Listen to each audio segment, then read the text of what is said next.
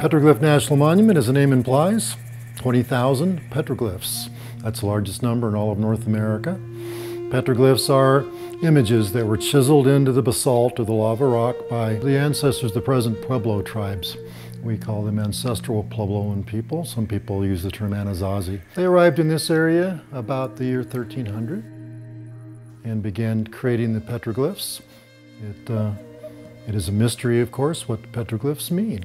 And in this age of information overload that we live in, I think it's kind of nice to have a mystery. Some of the symbols obviously look like human forms, some like birds, some like animals, some like insects. But the truth is only the person that carved the image 800 to 1,000 years ago knew the true meaning of the image. And we even have some what I call modern day graffiti images out here carved into the rock by Spanish settlers who are settling this area and running sheep up here in some of our canyons.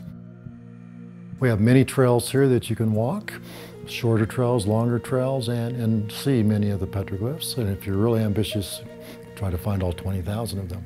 We're also preserving the volcanoes, which are a prominent feature of the west side of Albuquerque. And there's a direct relationship between the two. If it wasn't for the volcanoes, the petroglyphs probably wouldn't be here either. Because these people, when they moved in this area, they believed these volcanoes to be sacred, as their ancestors still do.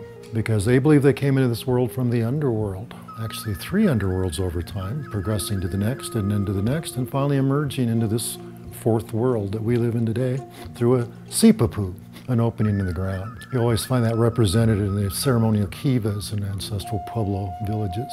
Well, in this particular case, they thought the mouths of the volcanoes were the sipapus, and that's why they considered them sacred, and that's why they came up here from the valley where their pueblos were located to create these 20,000 images. And we do have trails where you can visit the volcanoes as well if you're more interested in geology, because they're quite interesting. They're a rare example of a fissure volcano. A big crack opened up in the ground 200,000 years ago and spewed lava 65 feet in the air, 6 miles across, creating a spectacular curtain of fire. You have to go to Hawaii or Iceland to see that today.